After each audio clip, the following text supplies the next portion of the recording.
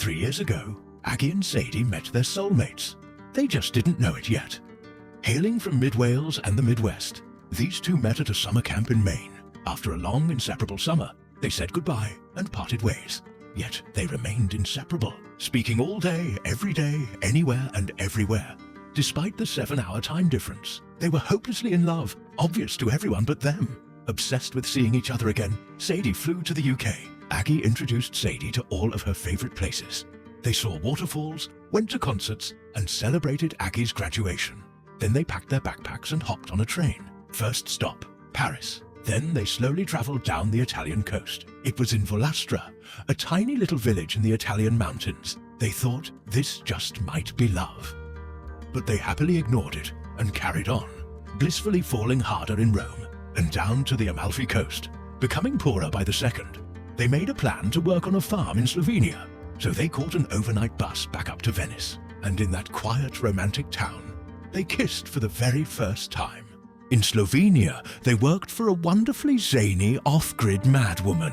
After weeks of sneaking kisses and fetching milk from next door, they left the farm.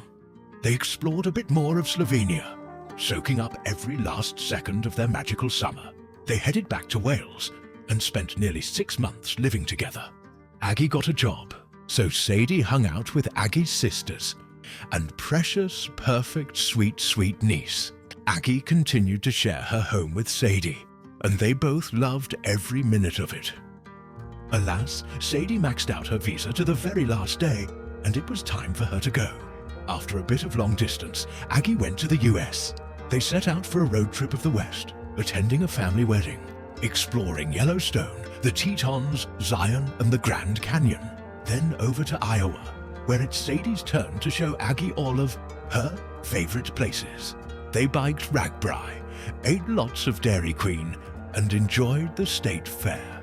After a summer in Iowa, they left for their next great adventure, a working holiday in Australia.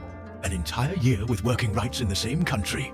Yippee! A short-lived fantasy. They basically spent that entire year looking for work, and they basically never got it. So they spent their days on the beach and in the water, or art museuming and op shopping. But they did eventually get one job for 1 month, and to celebrate, they went to New Zealand, where they had an incredible, amazing, this is what dreams are made of month. It was one of their most magical months yet. And just like that, their year-long summer came to an end. They tearfully left Australia separately. Though long distance is a gift sent from hell, they've never loved each other more. Happy anniversary, girls. 2 years and forever to go.